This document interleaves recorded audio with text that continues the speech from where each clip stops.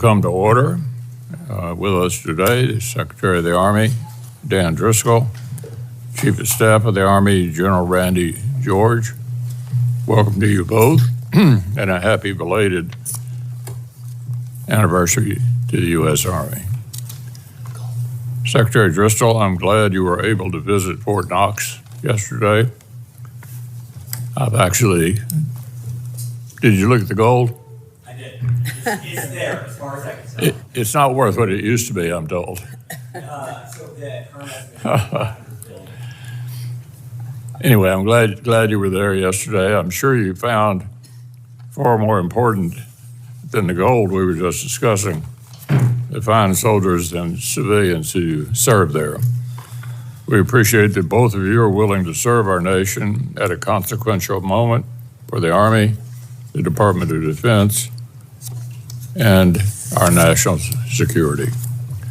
And we're deeply grateful to the soldiers you lead for their bravery and their sacrifice at the tip of the spear. The recent losses of Army personnel in training incidents in Lithuania, Hungary, and Iraq are reminders of the risk U.S. service members take every single day to keep us safe. Matching the Army's structure and capabilities to tomorrow's challenges while preserving its ability to fight today is essential work. The Army's history reminds us that we don't always get to choose the types of war we fight and must prepare for all contingencies. Congress has backed the Army through a litany of failed modernization programs like Future Combat Systems or Crusader. We've watched new requirements, cost overruns, and adversary advances undermine their rationale before they became operational. If the administration made the case for sustained increases in defense spending, the Army would have a stronger hand when asking Congress to take risks on new initiatives. But net cuts to defense spending make it harder to balance the Army's current and future requirements. In the face of growing threats, pursuing generational change on the cheap is risky business. As you work with the Congress on the Army Transformation Initiative, I hope you'll look to the Marine Corps' own controversial modernization program as a model of transparency and building trust.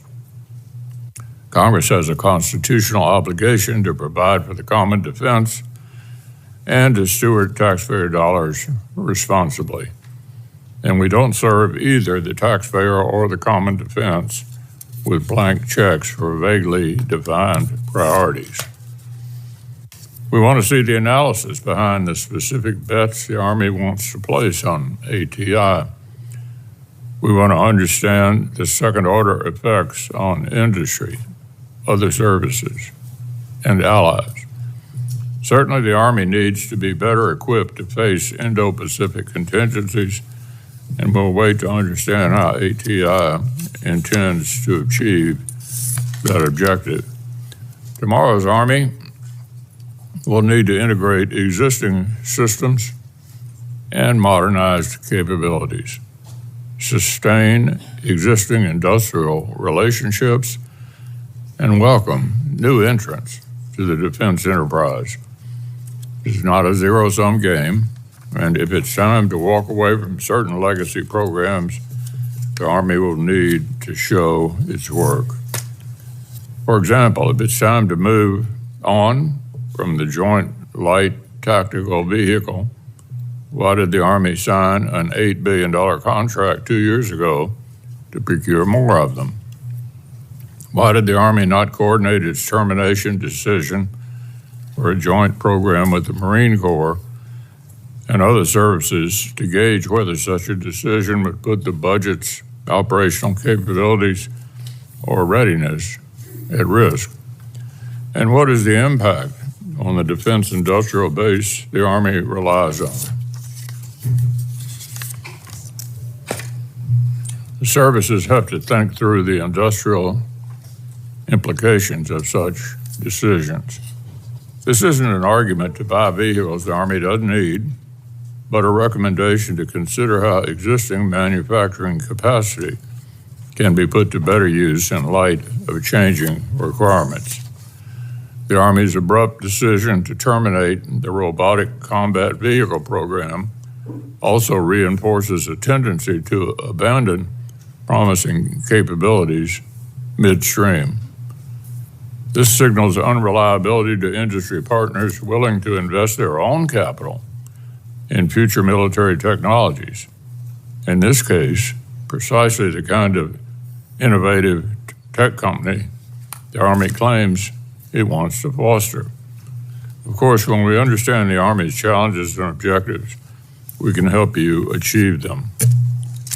For example, we combed through the unexecutable resources in fiscal 25 request and found resources to fully fund the Army's #1 unfunded priority for counter-drone capabilities.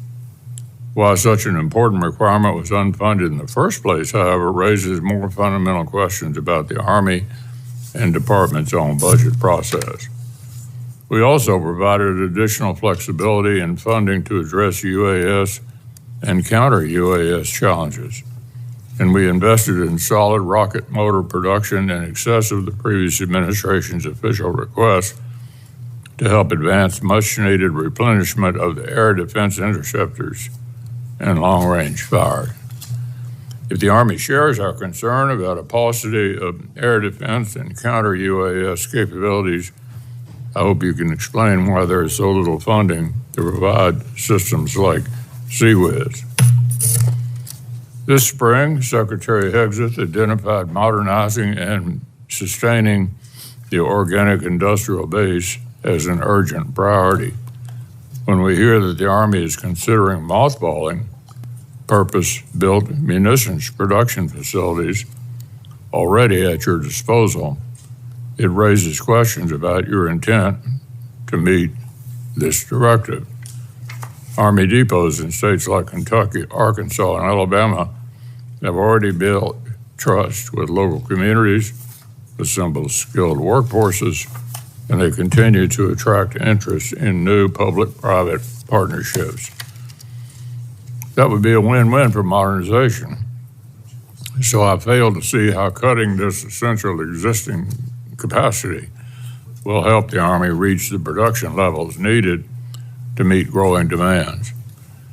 I regret that the Army is being tasked with doing more with less, but it's increasingly likely that looming challenges will test us in multiple theaters simultaneously, that we don't have the magazine depth for today's fights, much less the capabilities we need for tomorrow's. Certainly, we can't expect to keep pace with the pacing threat in the Indo-Pacific or adversary alignment across the globe if our base defense budget can't even keep pace with inflation. This subcommittee hopes to be an active partner in the Army's modernization efforts, but we can't expect success on a shoestring budget. So, Mr. Secretary, General George, I look forward to hearing your views on these topics. Turn to you momentarily for opening comments, but first, Senator Coons. Thank you, Mr. Chairman, and thank you as well, Secretary Driscoll and General George. Thank you for your service and for your testimony before us today. And I'd also like to first start by wishing the Army a happy belated birthday. The Army was there at Lexington and Concord, at Gettysburg and Antietam, at Normandy and at Okinawa, at Fallujah and Kandahar, and across the centuries and across dozens of fields of combat at home and around the world. The American soldier has fought and died for our freedoms, upheld the Constitution, and served the people of our great nation. My father, my brother, my sister-in-law, my uncles all served honorably in the United States Army, and I just want to offer my sincere thanks to all the men and women serving in uniform around the world, to their families, and to our veterans. I'd also just like to recognize that as conflict ramps up in the Middle East, there are tens of thousands of U.S. service members on the ground in the region, potentially in harm's way. And I hope and trust that the Army is doing everything it can to provide for their safety, and that every policymaker considers the risk that they are under in the decisions we are making. Today's hearing is to evaluate the Army's fiscal 2026 budget request. General George, we have discussed the need for the Army to adapt to today's threats, to innovate, and to field different capabilities, more so today than it has at any previous time in my lifetime. And I'm keenly interested in what the Army is learning from the war in Ukraine, how it plans to rapidly acquire and field UAS, and in some ways more urgently, counter-UAS technologies at scale, and whether it's investing in the munitions magazine depth our nation and allies need in this new era. Ukraine's recent bold strike into Russia as part of Operation Spiderweb, as well as Israel's bold strike against Iran's nuclear program, both illustrate how resourceful planning, low-cost drone weapons, and innovative strategies can destroy billions worth of military equipment. And we know that the wide and increasing use of these systems and platforms, coupled with dramatic advances in electronic warfare, require new tactics and new concepts. We have given you in the last year flexibility in order to address this. I largely agree with most of what the chairman has said, so I will skip a lot of my opening statement also about innovation in the private sector and the industrial base. But in my discussions with you and other senior military leaders, I've consistently emphasized the need for procurement and deployment to speed up in this era of innovation. The Army's Transformation Initiative is meant to offer a solution to these challenges, and it may. But this subcommittee does not yet have sufficient fulsome information from the Army in order to adequately make that assessment. My other core concern with the Army's budget is readiness. When the FY26 request, when you take out inflation and the pay raise, it's essentially flat from 24. You've taken deep cuts in your O&M accounts to pay for DHS tasks on the southwest border and in our cities, as well as overseas operations, typically funded in a supplemental. DOD claims the president's budget request pays you back, but I'm not convinced you will ever see this funding. As I said to Secretary Hegseth in his hearing before this subcommittee last week, budget reconciliation is an uncertain path, a partisan effort, and the president did our military no favors by not planning for key capabilities in the base budget. Even if successful, it seems just as likely DOD will keep raiding your O&M account to pay for other priorities until Congress steps in and says, enough. Every member of this committee has a role to play here, a constitutionally mandated one. Finally, I feel compelled to offer an observation about the nature of our military and its relationship with our citizenry, and a plea for all of us to be thoughtful leaders in a contentious moment. For 250 years, our military has fought not for any particular party or policy or president, but for the Constitution and the freedoms enshrined in it. I've traveled the world on behalf of my state and the Senate, and I can definitely attest our military is the cutting-edge, most lethal, world-class military and the global role model for an apolitical military under civilian control. I'm worried that that legacy is under threat today from something more critical than funding or interagency reimbursement or readiness ratings.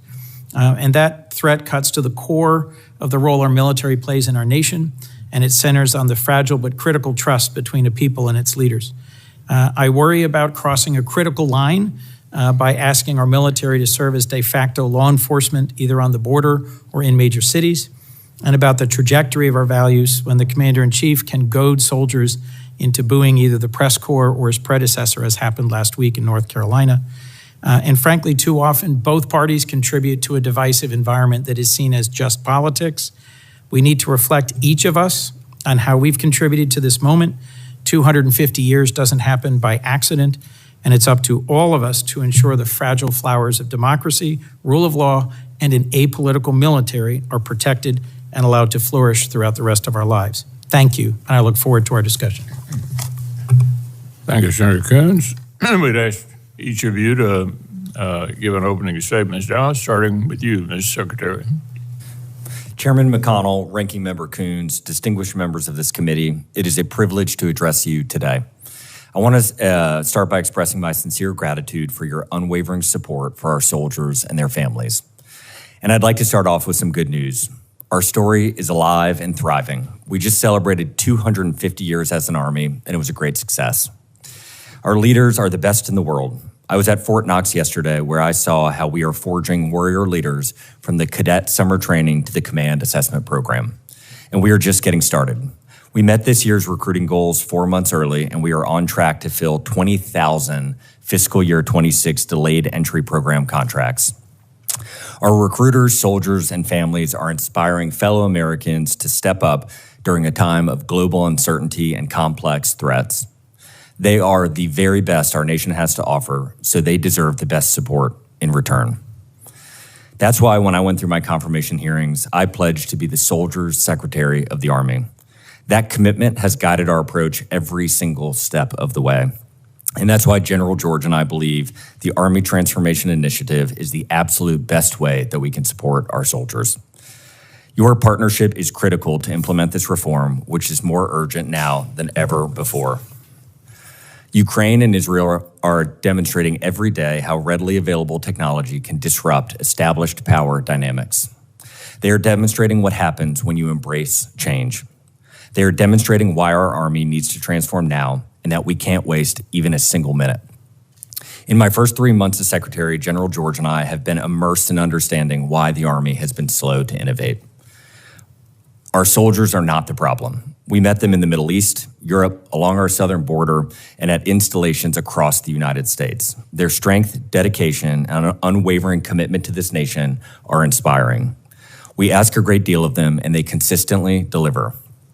Nor is the ingenuity of American industry at fault. Our tech sector continues to thrive, driven by innovation, entrepreneurship, and a willingness to embrace risk. So where does the problem lie? As Secretary, I have found that the Army has become calcified, having suffered from years of inefficiencies, slow-moving processes, and wasteful spending. Program lobbyists and bureaucrats have overtaken the Army's ability to prioritize soldiers and warfighting. We must all work together to ensure the Army is ready to fight and win. The Army Transformation Initiative will make us into an Army that is lean, agile, and relentlessly focused on empowering its soldiers. We need to get rid of what we don't need, acquire what we do, and chisel our organization down to a lean, lethal fighting machine. And so we will forge closer, more effective, and innovative partnerships with the private sector. We will take a more venture capital approach, taking calculated bets that will pay off big. We will increase our Army's risk tolerance so that our people experiment, innovate, and use failure to propel us forward. And we will be fast, getting soldiers the things they need quickly and then iterate to make it better over the long term.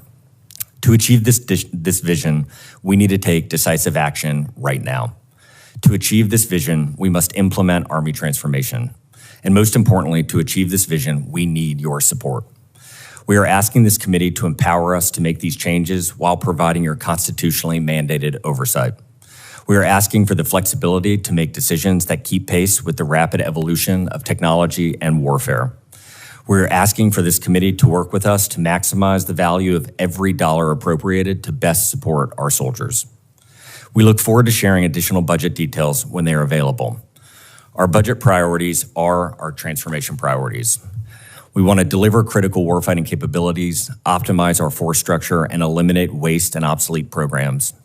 Our budget places soldiers first, enabling them to win and making sure they have a high quality of life. It is my duty, both as Secretary of the Army and as an American citizen, to make sure that every single dollar is best used when it's received by the Army.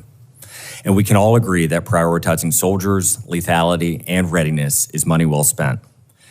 I know we are all committed to our soldiers, to their success, and to providing them with the overwhelming advantage that they deserve. Thank you, and I welcome your questions.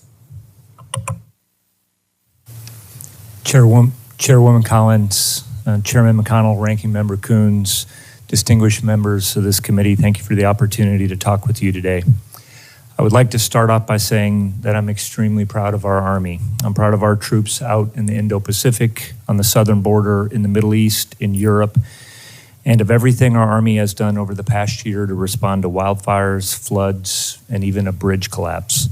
We have formations all around the world conducting missions and exercises and innovating with our partners and allies. When not deployed, our units are conducting tough, realistic training at their home stations and our combat training centers. Our Army is a professional team that remains focused on its warfighting mission and young Americans want to be a part of it.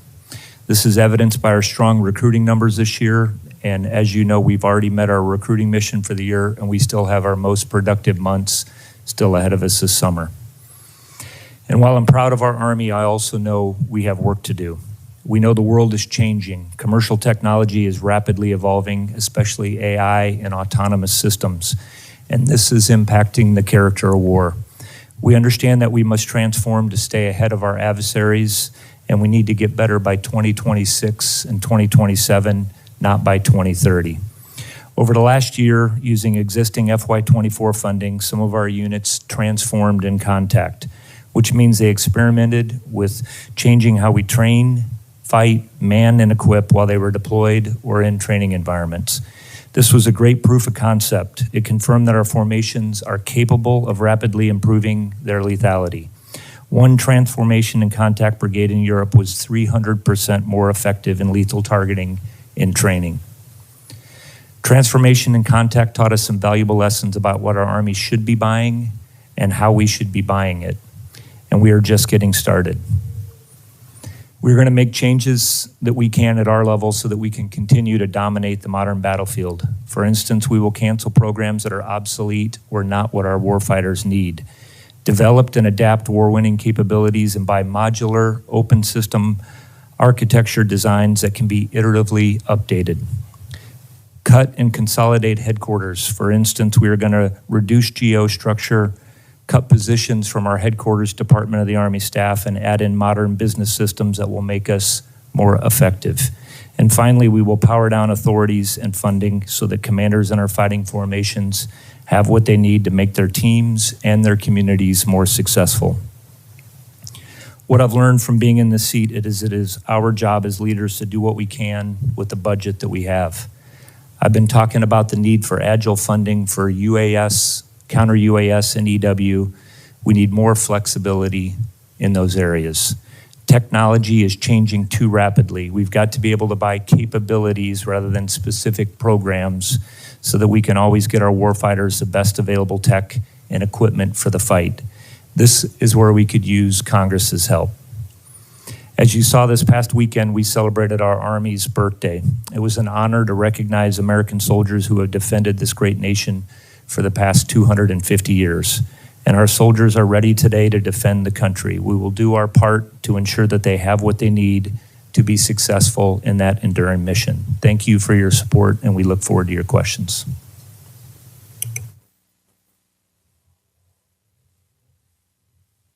Hegseth rightly identified the need to sustain and modernize organic industrial base. I was frustrated by the previous administration's slow pace in addressing obvious production shortfalls for critical munitions. So the department's renewed focus on this challenge certainly welcome. This subcommittee has taken this issue seriously for some time and worked to prioritize modern production capabilities and encourage public-private partnerships at Army depots. So despite the identified need to expand and modernize production capacity within the Army's organic industrial base, I'm confused by reports that the Army is considering mothballing depots like Bluegrass, Pine Bluff, Anniston, and Red River. It strikes me as counterintuitive. So, Mr. Secretary and General, does the Army intend to shut down these facilities? If so, how is this consistent with the stated objective of sustaining and modernizing them? And if that remains the objective, what steps does the Army propose to best take advantage of the Army's organic industrial base? Chairman, I agree with you on the organic industrial base. I know we both agree with you on moving that forward. One of the decisions that we made, obviously, was at some of these places, do we continue to invest in doing things at these locations that we know we don't need? For example, areas where we know we are well beyond the max, or we're producing things maybe that we don't need for the modern battlefield. So That's what we are coming back to. I mean, I don't think anybody, we know we need to improve in this area. One of the areas that we have talked about as an example is being able to produce drones and being able to do that at scale and produce drone parts. I think you mentioned some of what we need to do as far as improving on our munitions and working that. So I know we need to work with the committee to come back and talk to you about those things. And I would just echo that the magazine depth that our Army has is low, and we acknowledge that the organic industrial base has got to be a component in maintaining that stability going forward. I think when we've looked at these couple of depots in particular, what we believe today is what we are making there now does not justify the cost. What we are not saying is that those depots don't have a role in the future, but the current things being manufactured there are duplicative and expensive. And so what we've directed the team to do is help us create a plan to actually take advantage of the resources that we have and be good custodians of the American taxpayers' dollars. All right, Mr. Secretary General, what lessons has the Army learned and applied from Ukraine and Israel about the future of warfare? How do these lessons inform the Army's modernization efforts and your preparations for an Indo-Pacific contingency? I can kick off and then hand it to my battle buddy. So I think that one of the first things we have learned is we have got to have a data layer that allows our soldiers to communicate across space and time. That data layer has to be synced with our things, like all of our equipment and then our sensors, and it all has to be sharing information in near real time, because without that very basic data layer, anything like applying in generative AI and all of the things we could do for targeting, offensive and defensively, cannot occur. And so the fastest thing we are trying to move on is getting a data layer so that we can layer in a lot of these kind of digital advancements that are happening in Ukraine. And Chief, you want to take the last bit?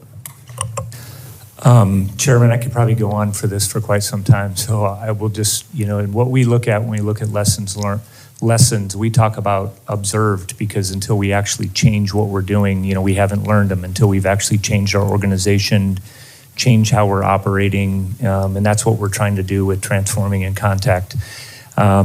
I think a big one is you can be seen anywhere on this planet, nowadays, and so signature is very important. So what we are doing to reduce our signature of our unit, it gets back to what the Secretary was talking about as far as what our command and control systems are, what kind of emissions we're putting out, how are we reducing the visible signature for those things. That's one big area, and that changes go across all of the warfighting functions, just because of logistics. I mean, things like that are easy to, you're easy to spot. And so how we reduce our logistical tail, headquarters sizes, all of those things are going to be incredibly important.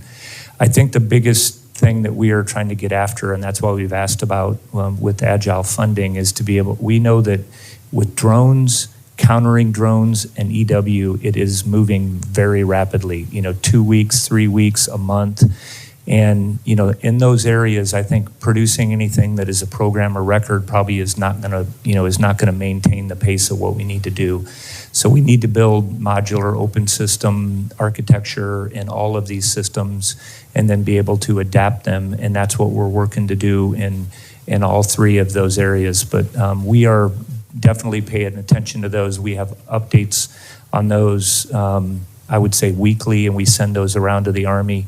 We are updating our combat training centers to make sure that we understand what it's like to fight in those environments the best we can, that we can produce stateside. And we are actually trying to also change at every one of our installations, the rules and regulations to make sure that we can fly drones and do the things that we need to do. We have to train in these environments too before we get ready to, deploy anywhere for our nation. Which leads me to finally ask, talking about training environment, what if the U.S. decided to cut off assistance and information sharing with Ukraine? Are you concerned that that would lose valuable insight into their operational experiences? And what message would that send to our allies in the Indo-Pacific?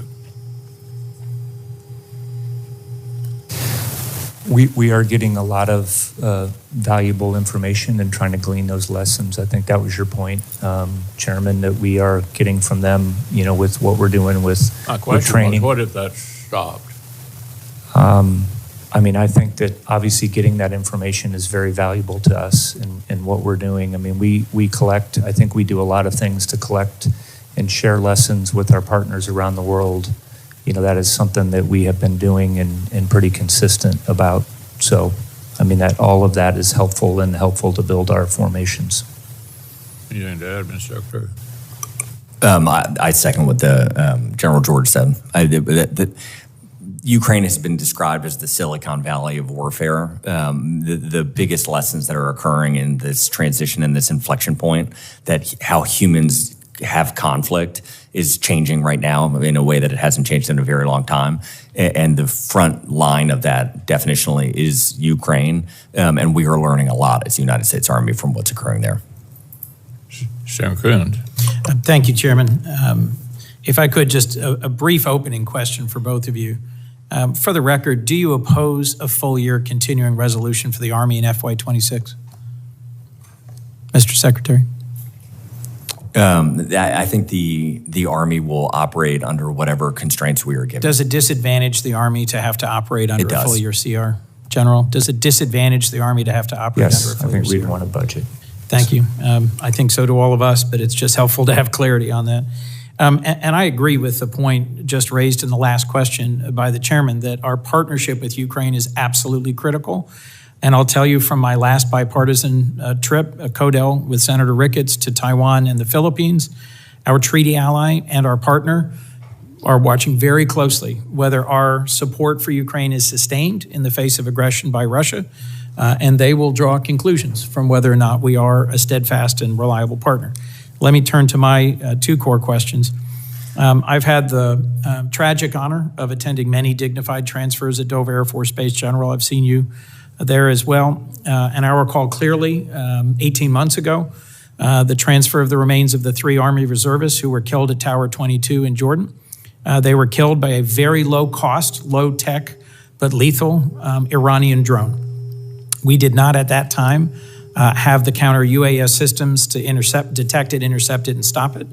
I went back to the region and met with a series of military leaders and was very concerned by what I heard about the lack of currently available, deployed, effective Counter-UAS systems. And as I mentioned, given developments in the region, this is a heightened concern. General George, what does the fiscal year 26 budget request show that's going to address this dynamic and concisely help me understand how you're achieving through agile funding, the need, as you said, to buy capabilities rather than specific programs of record in this area where the technology is rapidly emerging. We have a great partner, the Silicon Valley of warfare right now. How does this budget request accelerate your capacity to deploy and defend our troops? I think you're going to see, sir, that we're going to spend a lot more money specifically on Counter-UAS. I would also tell you that spending the money on the drones helps as well, because there are cases where we have, I think a lot of what we're learning too is that drone on drone is a good, way to do Counter-UAS. So I think it's going to be a little bit of both. And that's a big part of what we want to do with the transformation initiative, is make sure that we're spending, focused on those areas. I think everybody's going to have to deal with this across the joint force moving forward. Everyone is going to have to deal with countering drones. We are doing a lot with making sure that we are, not sending stuff to, White Sands or doing it other places. We're still using those areas, but also just sending things directly to the Middle East is, for an example, what we're doing with transforming a contact. We have a very large exercise that's going on right now. We'd love to come over and brief you at the when we get finished with it, called Flytrap, where we're doing this over in Europe, actually putting all the different sensors, making sure that we're lashed up as far as the data layer that the Secretary was talking about, and then kinetic and non-kinetic effectors. We have to get after the cost curve, and I think that that's what we're looking at. And there's many, and I could go down the list of directed energy, laser, kinetic, drone on drone, testing all of those EW systems that we are doing. And Thank you. we need to scale it, I think is your point. We do. Look, as I said in my opening comments and have communicated to both of you, I agree the Army must change and modernize how it fights and must take into account significant changes in technology. But bluntly, months after you've announced the Army Transformation Initiative, this committee hasn't received detailed or substantive analysis as to why the Army is planning to cancel or reduce 12 programs of record, consolidate or reduce staffing at 21 commands, or how the investments you're proposing will significantly enhance battlefield lethality. I am eager to work with you in good faith, just as this committee did with the Marine Corps, but we need your analysis to make informed decisions. Mr. Secretary, when will the Army be able to brief the Army Transformation Initiative in detail to this subcommittee so we can do our job? Senator, we'd be happy to come by anytime, but I think very specifically you will have that detail within 10 days. That would be welcome. Did you coordinate critical ATI decisions with other services before you announced the cancellation of joint programs? Looking at ATI, and when we do the math, it's basically $48 billion in spending over 5 years that we don't think is relevant to the Army anymore. And the reason we don't is you talk to soldiers, there are instances where like the Army hadn't requested a Humvee in years, and yet we kept it getting I hear every you. My year. question was about consultation with other forces, other services. I'm giving you a long-winded answer, Senator, to basically say the reason that change was so hard is because when that consultation occurs, what would happen is the antibodies in the system come up to stop change. And so when we weighted the decision of how do we actually get the most likely chance of succeeding, we decided that the best chance was to sync with the Pentagon leadership and the administration and keep it very narrow until after announcement. But we consulted with them the night before we announced it and then very soon after it came out live. You're well aware of examples like the Marine Corps being very surprised about the JLTV cancellation and there needing to be significant adjustments following that. Absolutely, Senator. And we weighted the risks and the benefits and decided it was, we believed better to do it. Can I just make one comment on that, Please, Jim. Senator? Only because, we always, across the joint staff and across the services, we're going to fight as a joint force. And we're looking at this, and the Army warfighting concept is part of the joint warfighting concept. So I will tell you that everything that we did, that we took in mind, was about how our Army is going to operate within the joint force and looking around. So again, in my view, what we're not doing is impacting anything. I think we're going to be much more lethal to provide for the joint force. There might be one example of a system, but overall we are going to be much better prepared for the future. I'm over time. A quick last question, General. Has the Army been directed by the Secretary of Defense to withdraw any Army echelon from Europe? Not that I'm aware of. Great. Thank you both. Thank you, Mr. Chairman. I apologize for going over time. Senator Collins. Thank you, Mr. Chairman. Secretary Driscoll, General George, welcome. We're glad to have you here today. The Army, I have always had a special appreciation for because my father was a World War II combat veteran who was wounded twice in the Battle of the Bulge. Recently, with some of my colleagues, I had the opportunity to attend the 80th commemoration of that historic battle. It was very moving.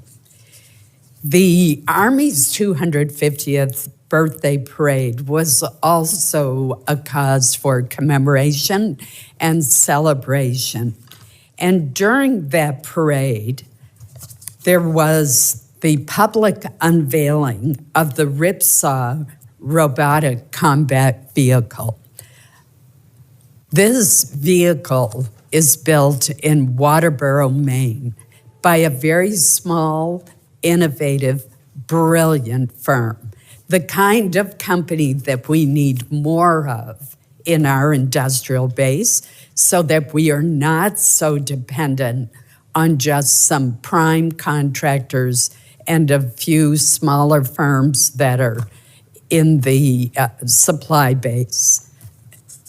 chain. It's more than a few, I realize, but we need more firms that are actually producing what the Army needs. It's very interesting to read a report on the Ripsaw vehicle. It is described by this reporter as signaling a clear step forward in the U.S. Army's path toward next-generation warfare dominated by robotic and unmanned systems. It goes on to say this vehicle is not only the product of innovation, but also a testament to mature program execution, combining robust industrial support with real-world deployment readiness. It is ideal for modern battlefields where surprise, speed, and stealth define success. So they go on to say that it marked a tangible shift in the Army's commitment to embracing unmanned ground combat capacities as a core component of future warfare. I've reviewed the classified assessments of robotic engagements, and I understand the threat landscape posed by drones and autonomous platforms. Yet the Army remains behind in fielding robotic and autonomous systems.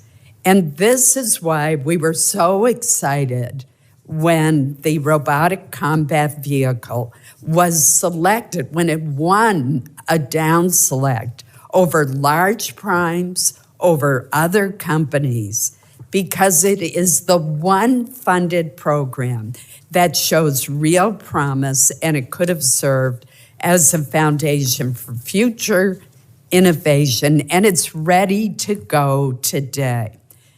Mr. Secretary, how does walking away from years of development specifically designed to integrate with other Army platforms put the Army on a credible path to innovation? And when exactly will our soldiers deploy with robotic systems that not only enhance lethality and support counter-UAS operations, but protect what we value most, our soldiers' lives? Senator, I believe, and I was writing the note to make sure, I think that How was acquired by Textron. And so before I make this comment, I want to disclaim. So we met with that leadership team to talk about this. And just from a high level, any business so far, or the vast majority that have reached out to us when a decision has caused them harm, we are trying to help them bridge to what the Army needs. And so I just very publicly want to state the defense industrial base is weak. We need to grow it, and we are trying to be thoughtful in this. Then specifically to your question, the robotic combat vehicle that was demonstrated in the parade is an incredible piece of engineering capability. The fundamental problem is what General George was referencing, the cost curve. So an $800 drone with a very cheap munition can take out a $3 million piece of equipment endlessly. And what we, the United States Army, have done very poorly in the last 30 or 40 years is we keep building exquisite pieces of equipment that we cannot, even as one of the wealthiest nations in the history of the world, sustain at scale. And so, unfortunately, what happened with the RCV is it is the classic case of the Army doing a very bad job to ourselves. We came out with too many requirements. It took too long. By the time it was built, it was too expensive. When we contrast that with the things that are working, as long as the vehicle or the tool or the asset can be driven by wire, there are a lot of software companies now that can basically take, like we had one take an existing Humvee, we had it take our infantry squad vehicle, and in 10 days they can make it autonomous. And that's the type of cost curve we can afford, is to go out and find things that are already being purchased by consumers and translate them over to military cases. And so for the vast majority of the things we need to purchase today to counterbalance all of the exquisite things we've purchased in the past, we have got to be buying cheap, attributable, scalable solutions. And unfortunately for the RCV, it's just not one of them. Well, two comments back to you on that. One, it's the height of irony that you would feature this combat vehicle in your parade as the future of the Army at the same time that you've canceled the contract. the cancellation of a contract that was won over a lot of other competitors. Second, this is equipped with anti-drone technology. And third, drones are a threat to all sorts of vehicles. This one is autonomous. You're not going to lose a soldier's life if it's taken out. I think you should review this decision. I think it was terribly unfair and a real mistake. Thank you, Mr. Chair. Senator Irvin. Thank you, Mr. Chairman, and thank you, Mr. Secretary and General George. Thank you for being here. It was a little over 75 years ago when President Harry Truman made the decision that the United States would be the first nation in the world to recognize the creation of Israel. It was a moment of great pride and one that has led to an alliance which endures to this day. And I want to ask you a question or two about that alliance. Currently, Israel is engaged in conflict in Gaza with Hamas, but more recently in Iran. And my question is, what is the role of the United States as this war unfolds between Israel and Iran?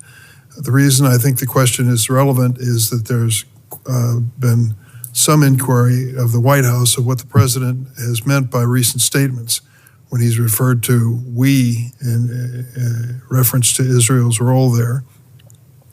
For example, the fact that the statement was made that the skies are safe now, we accomplished that and such, leads to the obvious question, what is to be our future involvement in the Israeli-Iran conflict?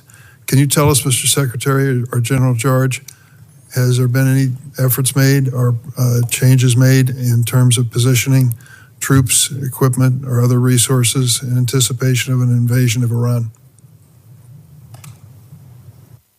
I can just tell you, Senator, for what we're doing for the Army, what our job is to make sure that we have forces that are forward for General Kurilla and the CENTCOM team, make sure that we're doing our part to protect. It's kind of a little bit to the earlier question about Counter-UAS, integrated air and missile defense. And so we have sent forces forward to make sure that we are postured around the region to, defend our interest over there. And has that decision been made recently? I think we've had a lot of that has been over there. And again, we have provided some additional capability over to the region to make sure that, again, we are providing, we have the defense, we can defend our interest over there, our troops that are over there. Is it a matter of weeks or months since the decision was made to upgrade our position?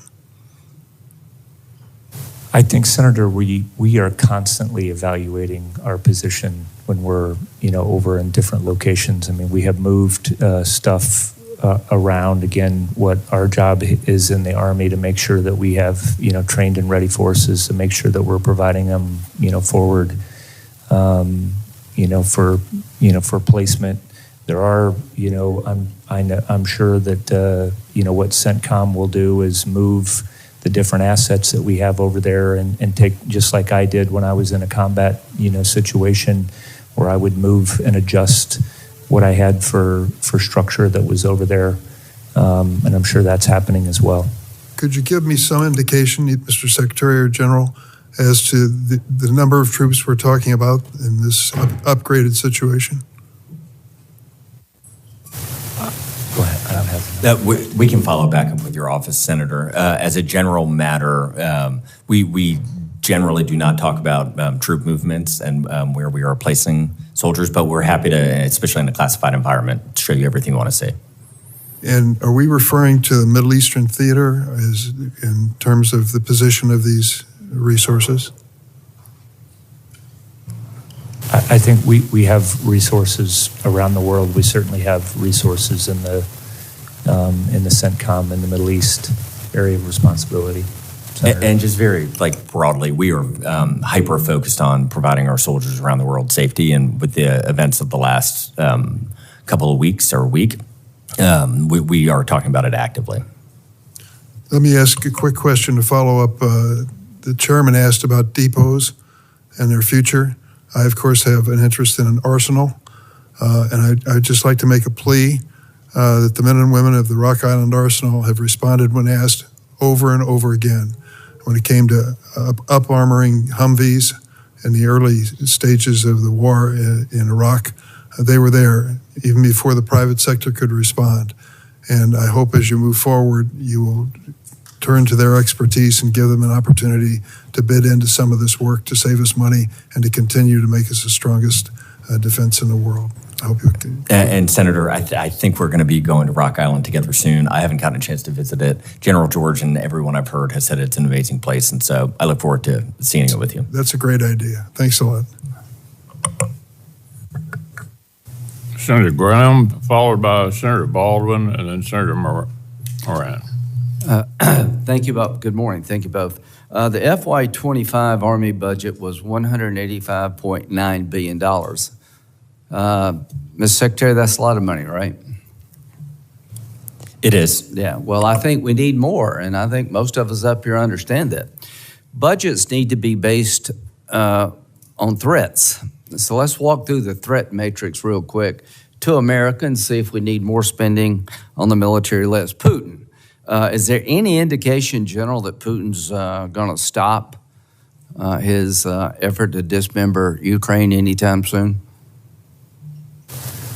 Well, it's hard for me to predict anything, but I would say. Well, let's right go. now, Last night was the biggest attack on Kyiv, and they killed an American citizen. So as of last night, he doesn't seem to be willing to stop, does he? Yes, you're right, Senator. Yeah, I hadn't seen any intel. I mean, does anybody up here think that he's slowing down? I don't.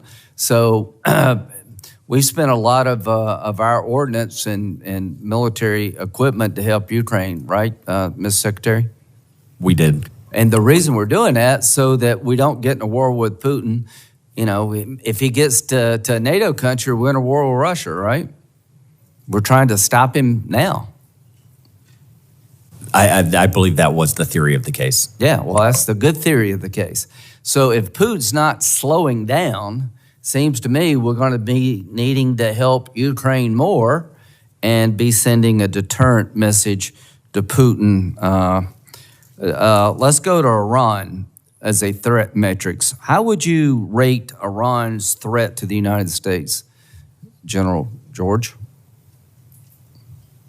I would rate the threat as more, there's a couple regional, I think is the biggest to our interests that are out in the Middle East with the troop concentrations that we have there, other interests and partners and allies.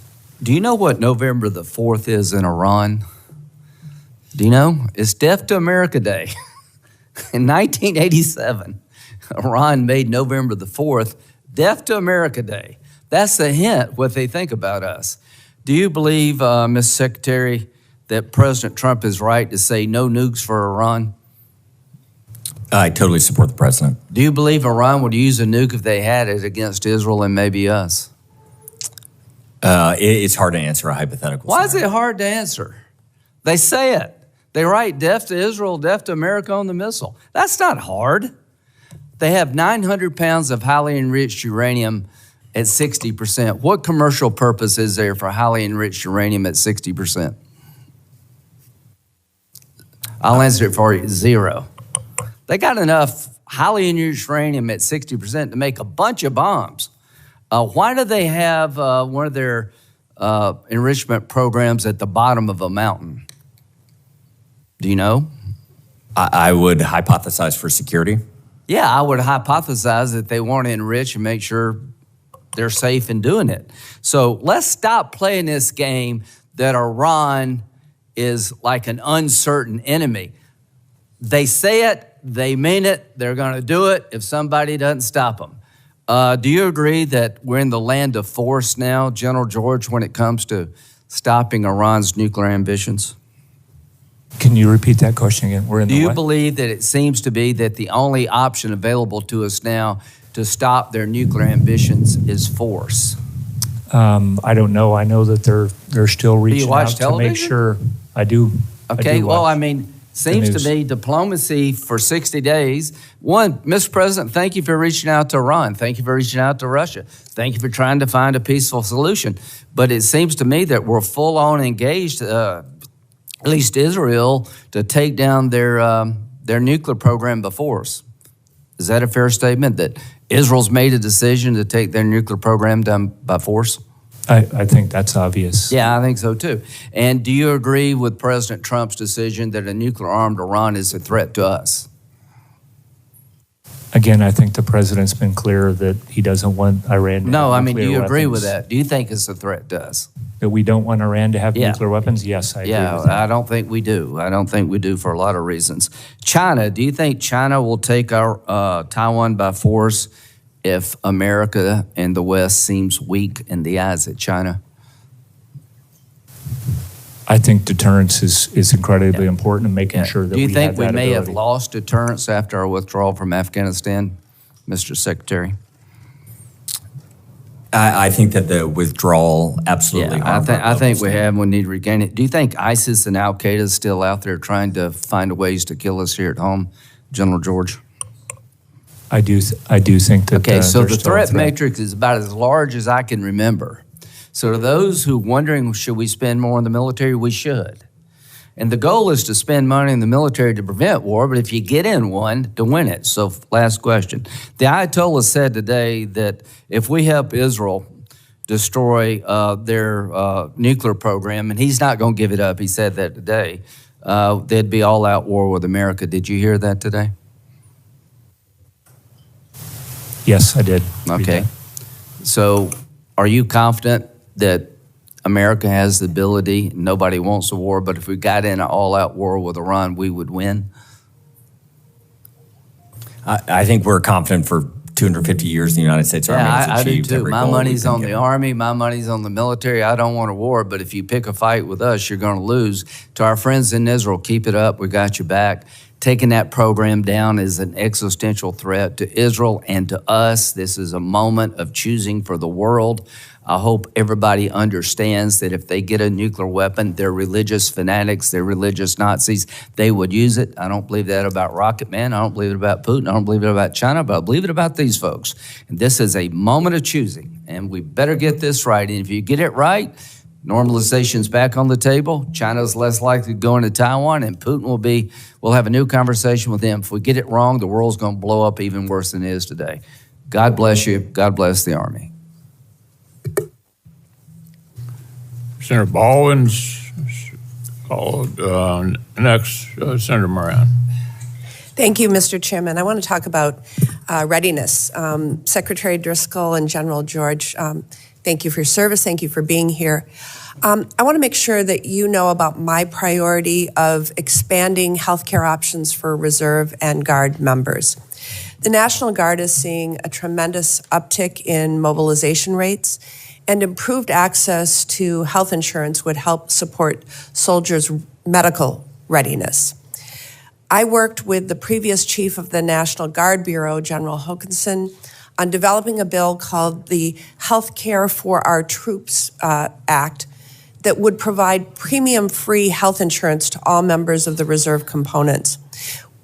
Will both of you commit to working with me on identifying ways to improve TRICARE access for Guard members and Reserve members? I would be honored to work with your office on that. Certainly will work with you, Senator. Thank you. Now, I think both of you would agree with me that in addition to soldier readiness, the readiness of the industrial base is essential to our national security. I want to thank you both for calling me back in April to share a broad outline of your plans for the Army Transformation Initiative. Secretary Driscoll, I am interested in hearing further details from you, as you've heard from my colleagues, about how this initiative and the subsequent cancellation of certain vehicle programs will impact our defense industrial base. Both the Humvee and JLTV platforms have an extensive networks of small businesses that supply components that ultimately land in these vehicles. So, Mr. Secretary, in your assessment, how will the supply base respond to the cancellations of these programs, and how do you plan to preserve supplier capacity? Very sincerely, Senator. General George and I are incredibly optimistic that Army Transformation Initiative will be a renaissance for small and medium-sized businesses, not just on the coast and in Silicon Valley and the tech companies, but throughout the heartlands. And if you can make something that the Army needs, and we need a lot in this inflection point in warfare, we are gapped in a lot of spaces. If you can make things that we need, what we are trying to do is close the loop on being able to purchase those things more quickly so that these small and medium businesses and the large ones too that make investments can get rewarded for those investments. I think the way that we are viewing these cuts for the Humvee and the JLTV that you referenced is we have to do it for our soldiers. I mean, we just are over-indexed on these types of vehicles that just do not provide the mobility and the empower our soldiers to be lethal in all of the environments we need to be. They're too heavy, they're too slow, and we have too many of them. For the downstream effects on the industrial base, we talk about it often. We have probably spoken to, I would guess, 20 CEOs at this point, trying to empower them to get their employees and their developers and their manufacturers out into the field with our soldiers so they can see what is working and what is not working and take that back to their shop floors to build us the things that we need. And so what you are referencing, I think, is probably one of the challenges of our lifetime. We're short on munitions. We're short on our anti-drone capabilities. We're short on a lot of things. What we're not short on is American pride, patriotism, and innovation. And what we are desperately trying to do as quickly as possible is empower those great Americans. So in Wisconsin, we probably have 40 or more suppliers to the two canceled programs, and I very much worry about their health. But I do have another question that I want to slip in here.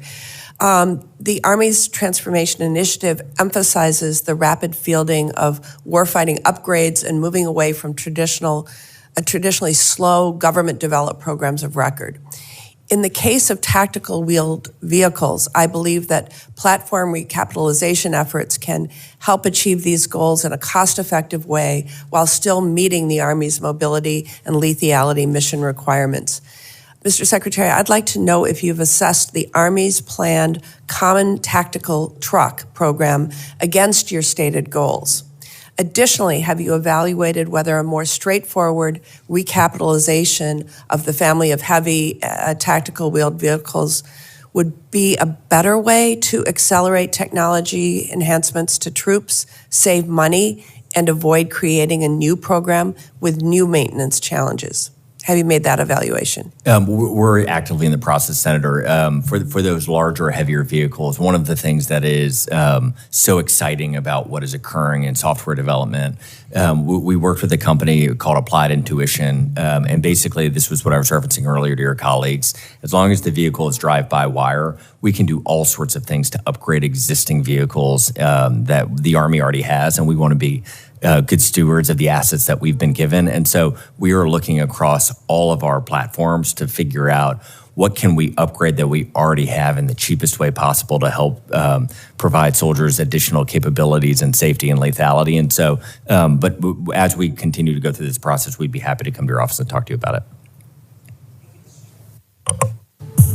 Senator Moran, then Senator Kennedy, Senator Bozeman, Senator Capito. Mr. Chairman, thank you. Secretary, General, in my view, my view of the Army Transformation Initiative is undetermined. I don't think we know enough as to whether we can say we agree with you. The things you've outlined today and in the past are certainly things that matter. Getting us in a supply chain circumstance in which we can meet today's needs using today's technologies. One of the things that troubles me is that we don't yet know how you are going to spend the money that we've been talking among my colleagues, at least this morning, been talking about things that apparently may not be funded, but we don't yet know how you're going to fund. And maybe that's solved in the next 10 days in response to your response to suggest so that that's the case. But it's hard for me to say we're on the right path because I don't know what path we're on. I hear what we're going to do to reduce. I don't yet know what we're going to do to spend. So I would tell you that a thing that I think is a fallacy that the plan seems to be based on. And I can presume I can be convinced to be wrong once I have more information. But the concept behind the plan seemed to be that we're going to be focused on China. And I'm all for focusing on China. They are our pacing challenge. But it seems to be that the belief is that we can do so while focusing significantly less, almost not at all, on the rest of the world. And I don't think we can have a plan that's based upon a particular theater when the Army has to be, our Defense Department has to be focused on the globe. And the conversations we've had this morning, Senator Graham outlining the challenges we face. I don't know that he said China, maybe he did, but he certainly talked about the Middle East and he talked about Ukraine. And I want to make sure that as the Army transitions to something, it doesn't make the decision that we're only focused on China. I happen to believe that focusing on the Middle East, focusing on Europe, focusing on NATO, focusing on Ukraine has a consequence in China or to China, to the South Pacific. And so as the Army develops its transformation program, as it explains it to us, I need reassurance that we're not solely focused or not only is perhaps too strong of a word because you can tell me we're not that, but that we've not forgotten that the rest of the world matters to the United States of America, and we want the rest of the world to know that. Mr. Secretary? Senator, and I'll hand it to my Ranger buddy in a second, but we oftentimes, General George and I talk about in a lot of settings, any human being that believes that they have been able to predict the future current events since the dawn of man has oftentimes and probably most times been wrong. What we hope you see in 10 days as we explain our changes and the recycling of this $48 billion, this was not intended to be simply a cost-cutting exercise. Every dollar is intended to help us innovate and move forward to face threats around the world. What we believe Army transformation does is, in our Title 10 authorities to man, train, and equip the United States Army, we want that Army to be able to fight in any theater, anywhere in the world at a moment's notice.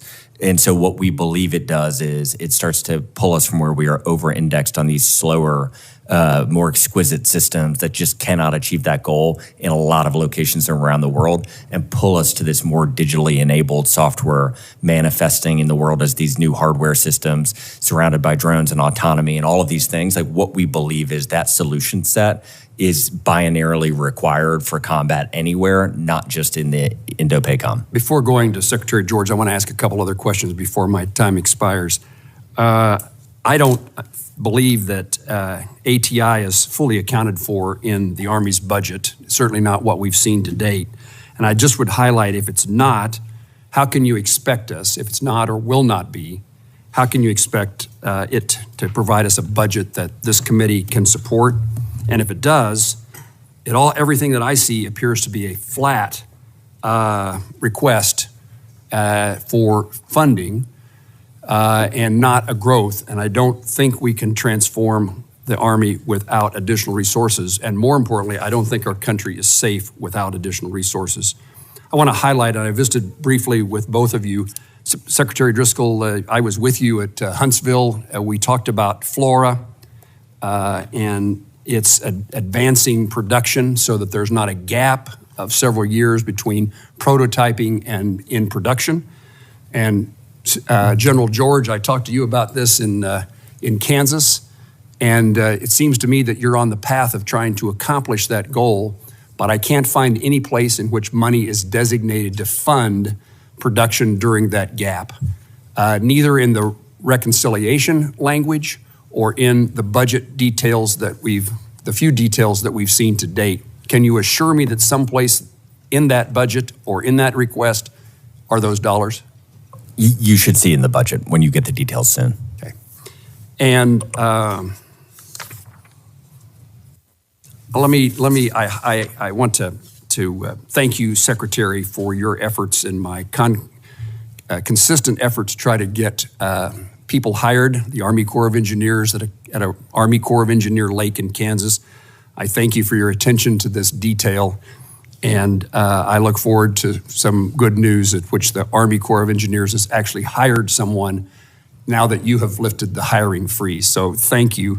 And in that regard, I'm planning to introduce legislation that would expand the use of IGSAs, local and state governments, to conduct business for construction and engineering with entities, private entities that are outside the Army Corps of Engineers. This bill would expand the kind of funds which can be used in inter-support agreements, enable the Army to utilize construction options aside from the Army Corps of Engineers, saving time and money. And when this legislation is introduced, I'd like for you to see it and hopefully have your support. We've seen this in few instances in the country in which we can save money and time by dealing with a local entity rather than the Army Corps of Engineers to engineer these projects. Mr. Secretary. We'd love to look at that and work with your office on it. Thank you, sir. General? I wanted to go back to your point on, what we're doing for transformation. What we had in mind from the beginning, and I mentioned the Army warfighting concept, is that we would actually look at how, I think what we're talking about, being more mobile, lower signature, increasing the number of drones, Counter-UAS, EW, all the things that we're seeing on the modern battlefield are going to work everywhere around the globe, and that's really what we're focused on. Same with other kind of systems, and we're also trying to bring, just like you mentioned, the MV-75, and bring some of these other systems, bring them forward, because we know that they're going to increase our lethality on the battlefield, and that's really where we're focused. My encouragement would be that the Army needs to talk about its global responsibilities, not just its concern in the Pacific. Thank you.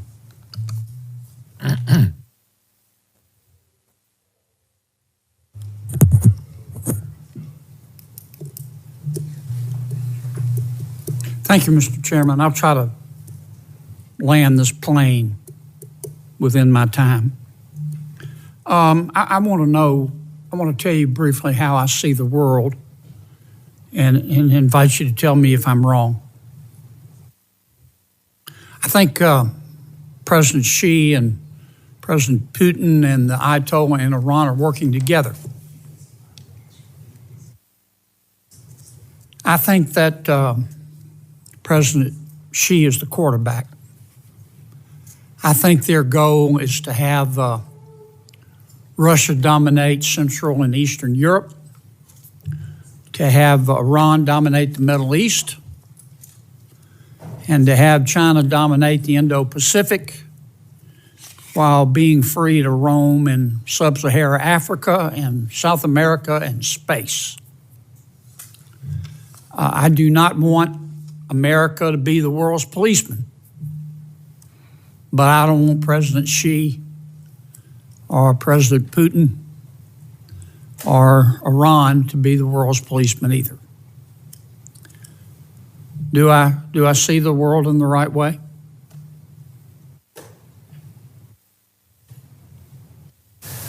I would tell you, Senator, that we are seeing them. I don't know specifically what their ambitions are, but we do see them working together and doing some of those things against our interest. General, I need you to, both of you fine gentlemen, to look us in the eye and tell us what you think.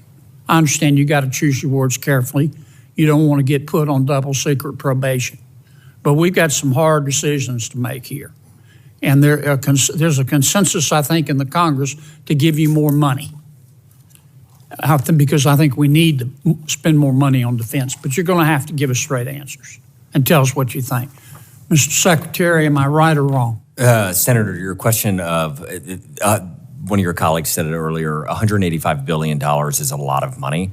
If we are given more money than is in the budget that you've seen, we will be good stewards of that and innovate even faster. I think what we are saying to this committee is we believe we can transform the Army with those amount of dollars as long as we are able to use them the way that we want to, and we are not Tell jammed. me again the amount of money you need for the Army transformation. We can use our current budget and transform the Army as long as we're able to spend it the way that we believe is right. How much money do you think we need to spend as a country to maintain or either, depending on your perspective, reach parity with China? I think the president has mentioned between the two bills $1 trillion for the DOD. Okay. Do you trust Europe to spend more money? I'm sorry, Europe, Senator. Do you trust Germany to spend more money? They've talked a good game. When I was out with NATO with Ambassador Whitaker and talked to a lot of our colleagues in the NATO countries. And as far as I could tell qualitatively, they believed it seemed to be that they were going to start to spend significantly more. General, do you trust the United Kingdom to follow through and spend more money? I mean, all I've gotten, Senator, is what they said that they were going to do with their new defense review, that they said that they were going to raise, their spending on defense. Based on So your it remains to be experience, seen. do you believe them? I mean, I think we're big believers into, we'll see. I think action is what counts in some of this. There's certainly been a whole bunch of our allies that have done that when they've called for. Tell me, General, how you think the war in Ukraine relates to our struggle with China. Are the two inextricably linked, or do the two have nothing to do with each other? Well, I think, Senator, everybody is watching that fight right now, taking lessons from it. I think everybody's doing that. I think everybody is looking. I get a lot of comments. General, I know everybody's watching. I got that part. We're all watching.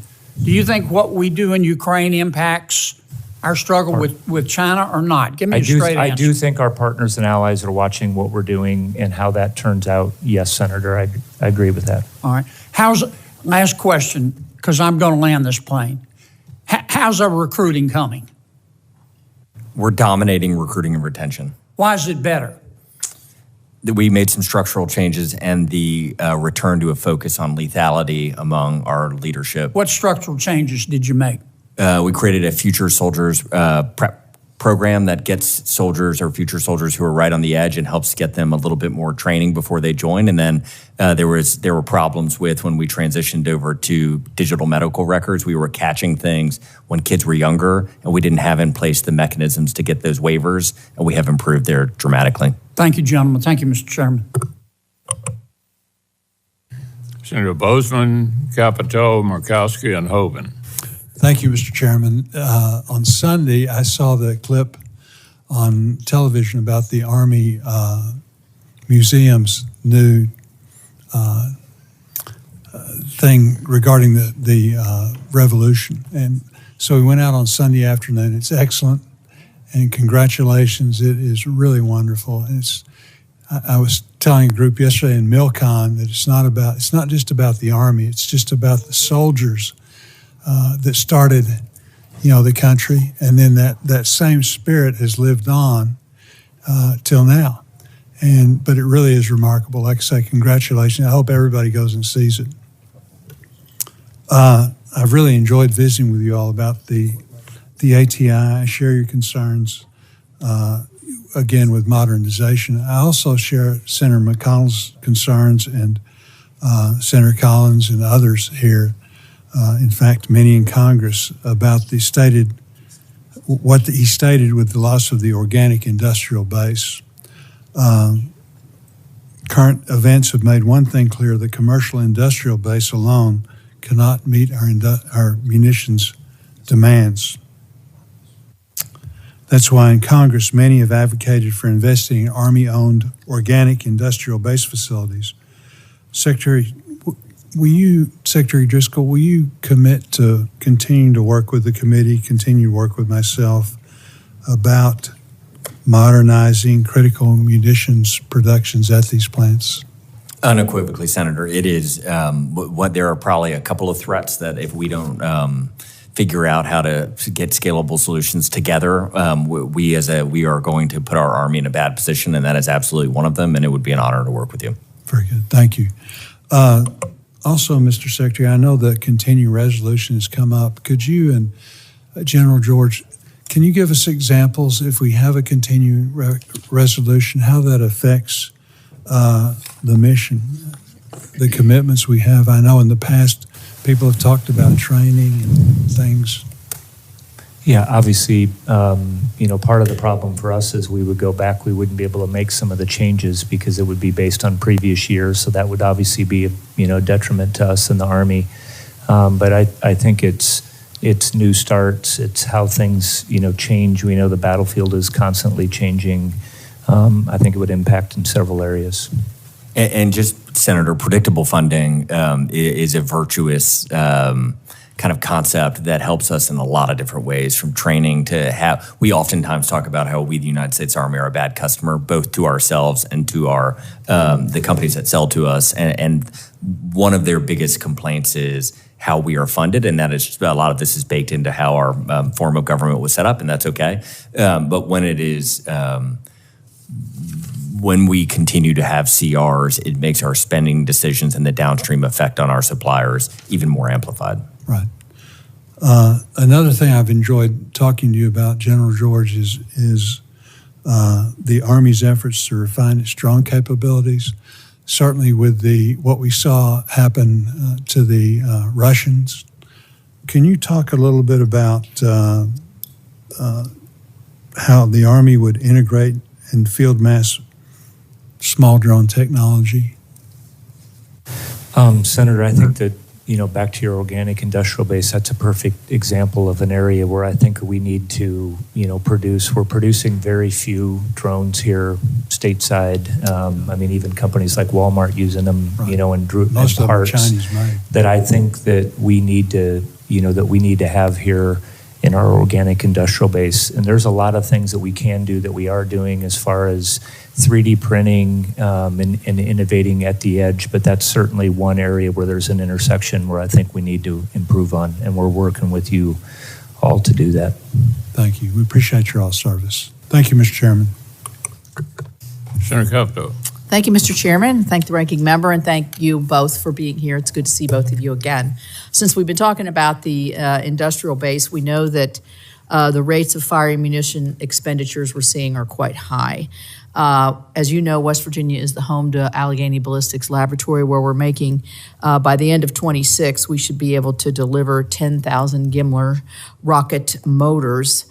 This site currently has it. This is a different question than what Senator Bozeman said, because this is a private entity that has manufactured there for years.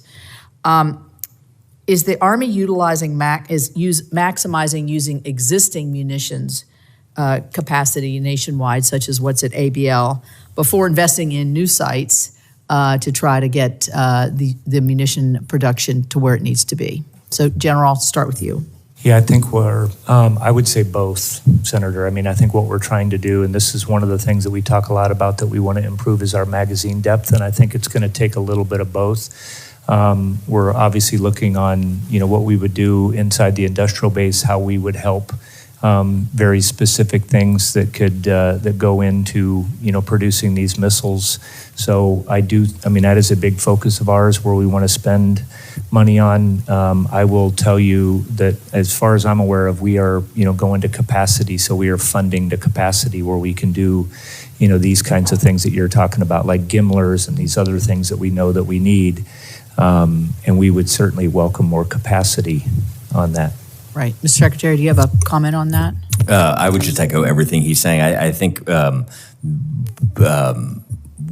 we as a nation need to focus on this. We need to do it organically and inorganically with outside partners.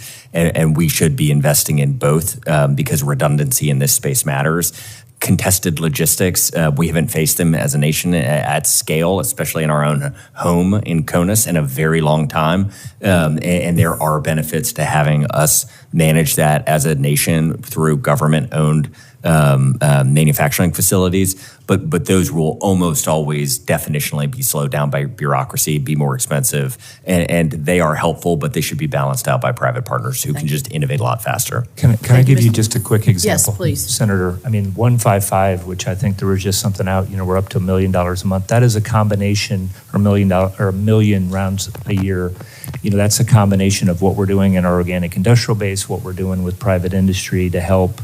So I think that, again, to do that, we're going to have to get both of those moving. Yeah, well, I would suggest what the Secretary is saying in terms of speed and deliverables, private sector, by saying it's slower on the government-owned side, there's still capacity in the private sector. I would just encourage you to keep looking at that.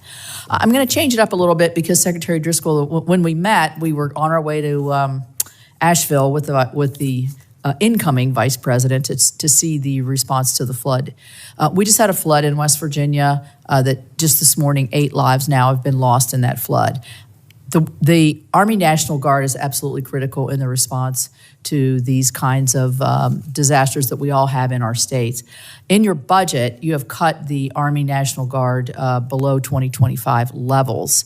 And I would be interested to know, how does the Department of the Army anticipate that the National Guard will meet the challenges of concurrent homeland defense missions, large-scale combat operations, and then other things that the Guard's asked to do? I think the answer that you have, maybe previous answer, is that with 90 days notice, they would be able to prepare for mobilization. And that's why they're getting less money. But how do you respond to that question, General George? Yeah, I'll just, one of the things we've talked about in part of Army transformation is to make sure that the Guard is doing, the National Guard is transforming with us. This isn't like hey, we're doing this on the active side. I think it's both. As far as I'm aware, the Guard is actually is continuing to grow. They have had a great recruiting year, and I know it depends on where you are, region to region on what we're doing. But actually, their end strength is going up.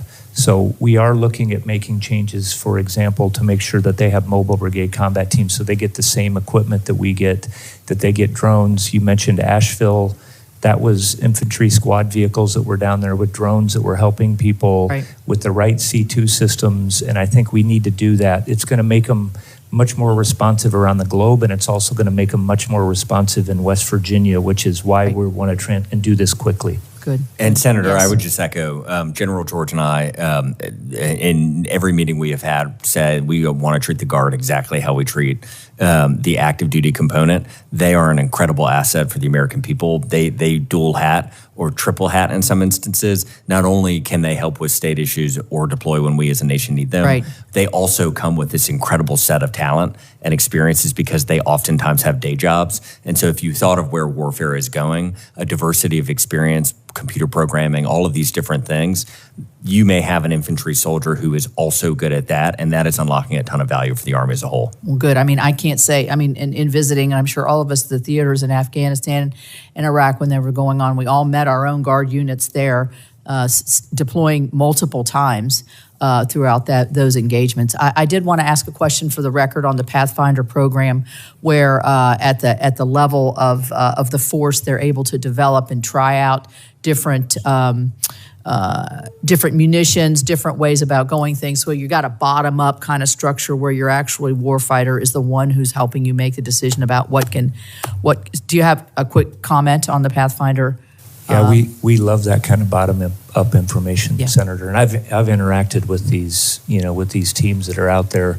That's the whole idea of transforming in contact. That's what's helped us actually shape how we're transforming the Army. We started this, we're learning the lessons, we're making adjustments, and we're getting those are the kinds of things that we need to be investing in, I think, as we move forward. Well, I'm hoping when we get the report in the next 10 days or so that we see that budgetarily it's directed in that direction as well. Thank you. Thank you both. Murkowski and then Hoeven. Thank you, Mr. Chairman, and gentlemen, thank you for being here, for your service. Secretary Driscoll, thank you for coming to Alaska recently. I want to talk to you about some of the Arctic initiatives. Super proud of our 11th Airborne. But before I do, I want to talk about the people who are executing this extraordinary mission. We talk a lot about the lethality and what it is that we do, whether it is the assets, the equipment, or the training that goes into it. But so many of these folks, everybody has family back home, right? Maybe it's a mom and dad, maybe it's your wife and a couple kiddos.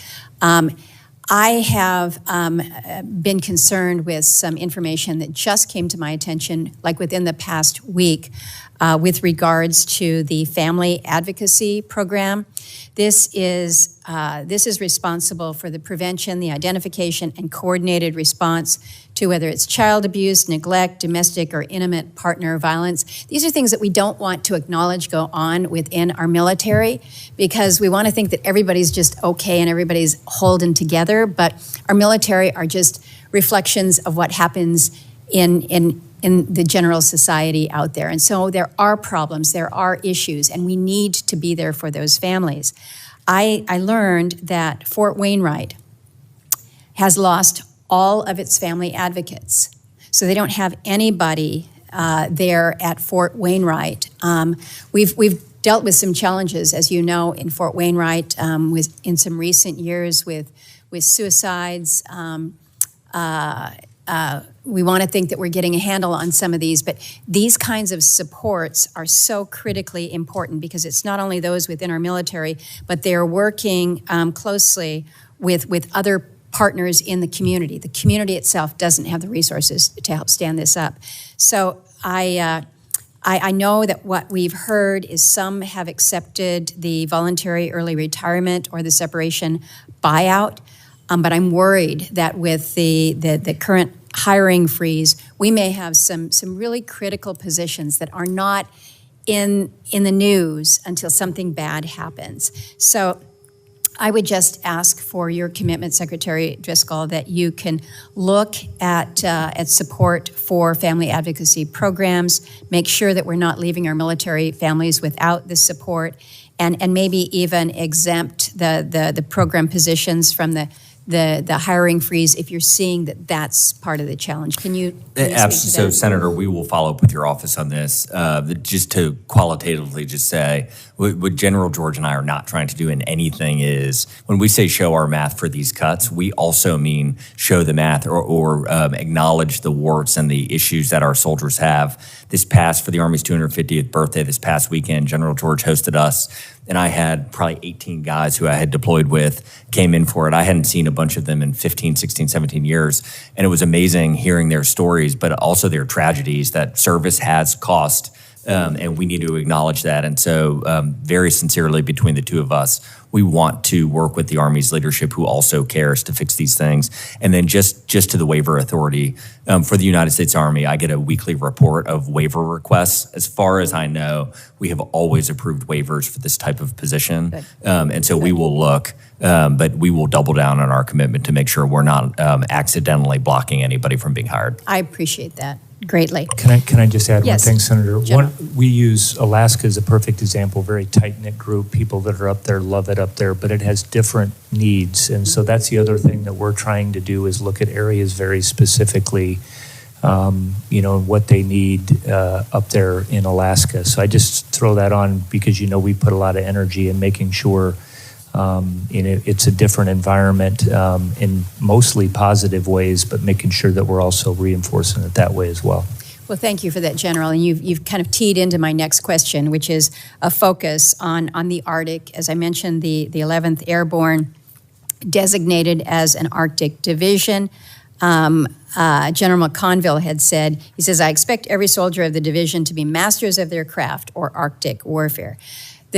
What we continue to hear back is that we haven't clearly defined what Arctic capable really means and whether or not they are properly resourced or equipped for Arctic warfare. And we can cite to some of the equipment, the cold weather all-terrain vehicles. We don't know that we've got enough Black Hawks to move them, but some of it is just basic outfitting with cold temperature and Arctic protection systems.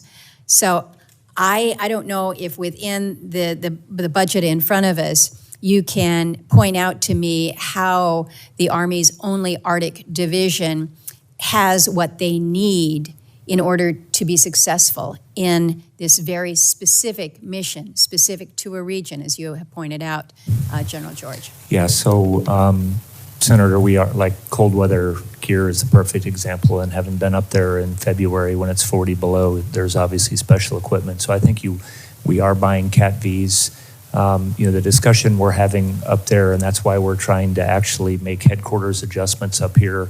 I do think that there's some areas we need to give different capability down to 11th Airborne, at the warfighting level as far as on the targeting or intel, and that's one of the things that we are looking at with the changes that we're making now to reduce what we have going on here at this headquarters. But I think we do have an Arctic strategy. I think we're committed. Are you going to have a new one to coming out? Do that. We'll obviously review it. I don't think we don't have any plans right now to. I think it's pretty solid in what they're doing.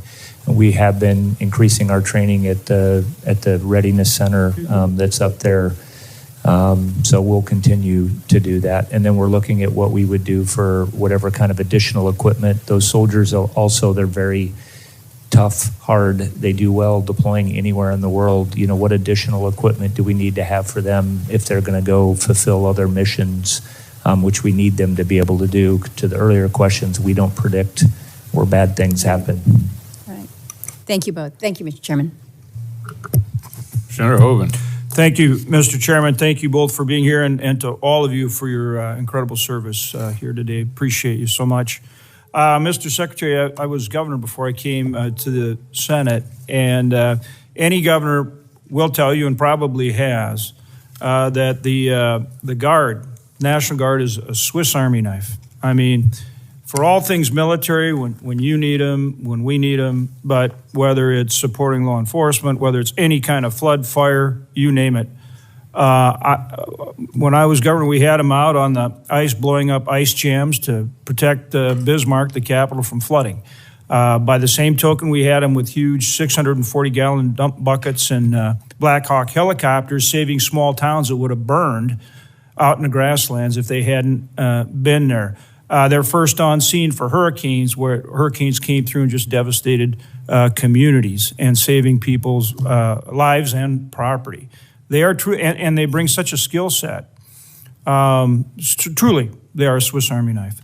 And I want to make sure that as the Army goes through your transformative initiatives, that the Guard is brought along and has true parity in terms of all the training and all the weapon systems, as well as access to education and advancement and everything else, that the, you know, I should say, and the reserves too, that the regular Army has. And I'd like to know if you're committed to that and your thoughts on it. We are absolutely committed. And just to echo and add like another layer of nuance to what the Guard does so well for us, is General George and I were able to go talk to a lot of the victims of the Pasadena fires, and then the mountains of North Carolina flooding is where I'm from, and so I've gotten to talk to a lot of people there. And one of their most concrete experiences with the United States Army, so if you just talk to a lot of Americans, the way that the Army kind of reaches out and cares for them and loves them and shows them kind of that American spirit is through their Guard members who show up on their worst day. And so General George and I, when we talk about the Guard, we explicitly and very publicly say we want to treat them just like we are treating the regular Army in these transformation initiatives, and we want to empower them to continue to be the amazing asset that they are. Yeah, can I add a couple of comments to that one, please, Senator? You might, please, General. Mm-hmm. I had, met with almost all of the tags before we made, brought them in, told them the changes we were going to make. There will be several of the brigade combat teams, so we're moving from infantry brigade combat team to mobile brigade combat teams. We want to do that as fast as we can in the Guard. As well. And so they are identifying those units that will be able to do that. Obviously, it's a little harder when you're not full-time, they're doing, as you mentioned, they're very busy. So they won't look any different. They will have mobile brigade combat teams. They're going to have the same systems. And when we talk about this, it's for the whole Army. So I just want to assure you that that's where we're at. Yeah, that's really important. I mean, we've had Guard units in our state that have deployed almost every other year for the last 20 years in the War on Terror, and Guard members that have served probably 5 or more deployments. I go to these ceremonies, and I think some of them as many as 6 deployments. So, I mean, they are integral to everything we do, and obviously need to be right there and have complete parity with big Army. The other thing I want to bring up is drones. In North Dakota, we actually have 2 Air Force bases. One is the only dual nuclear base in the country where we have B-52 bombers and also the ICBMs. And so we watched with, frankly, amazement when Ukraine took out bombers across Russia with these drones. And we've got a very real problem in this country, a vulnerability on our base. You've seen the stuff on Langley with the drones going over there. But it's really something we've got to address across the country, both drone in terms, and I know you've been asked this question about, bringing drones into unmanned aircraft into the Army in terms of an offensive capability. We've seen the importance of that, whether it's the Middle East or Ukraine, Russia, or whatever. But counter drone is a huge, huge issue, and we're not we're not prepared. Our bases are vulnerable. I'm talking about in CONUS now, more so probably even than overseas, because overseas we shoot them down.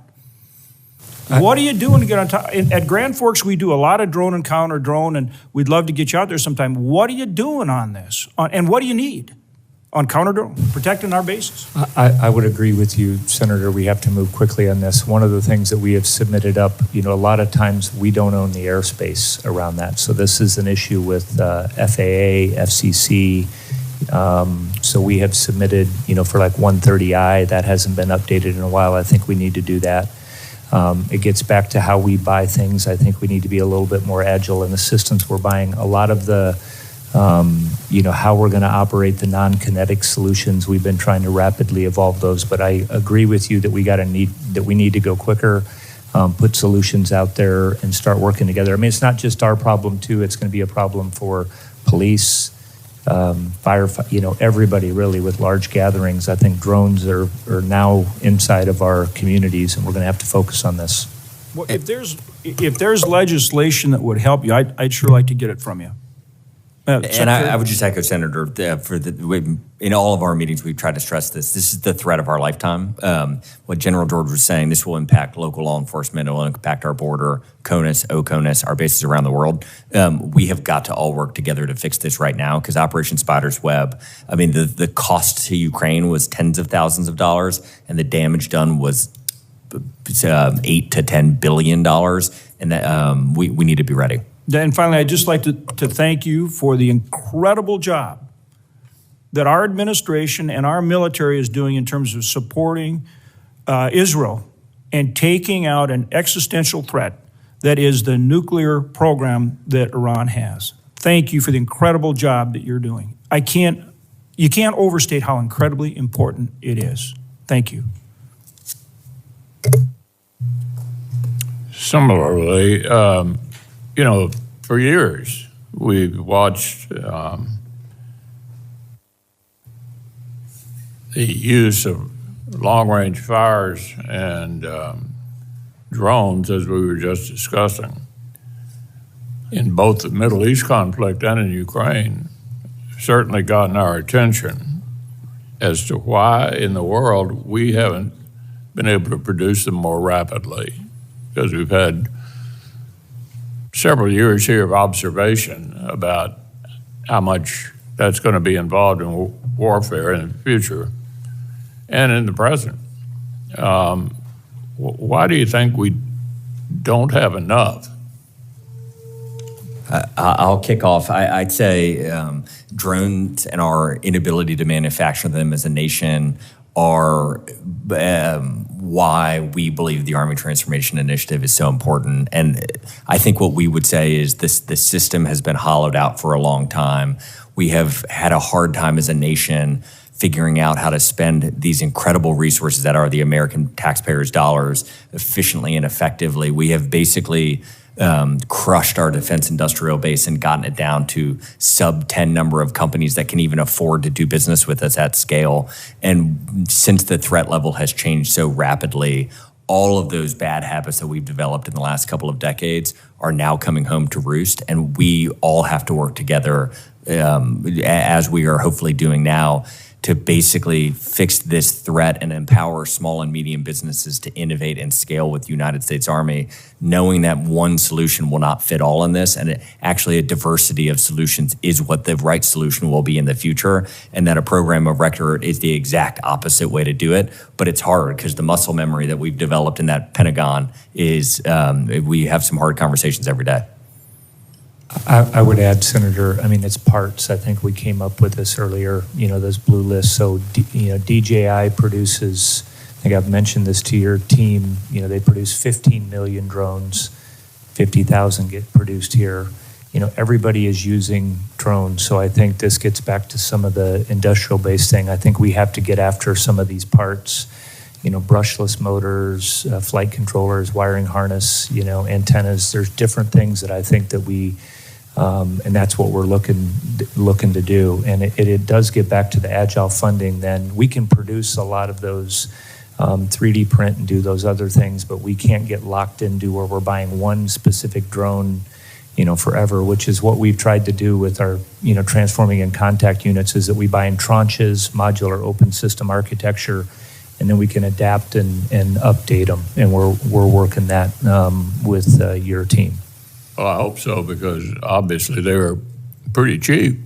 You get a lot of bang for the buck. Senator Coons. Thank you, Chairman, and thank you for this constructive hearing. In reading through your written testimony, I was interested in the infantry squad vehicle and the description of its modularity and ease of being updated, and particularly was drawn to AMC developing containerized additive manufacturing shops that can be forward deployed, that can help with parts and maintenance. I've just been really struck at how the Ukrainians have managed to keep in the fight and to service and to repair and redeploy dozens of different systems.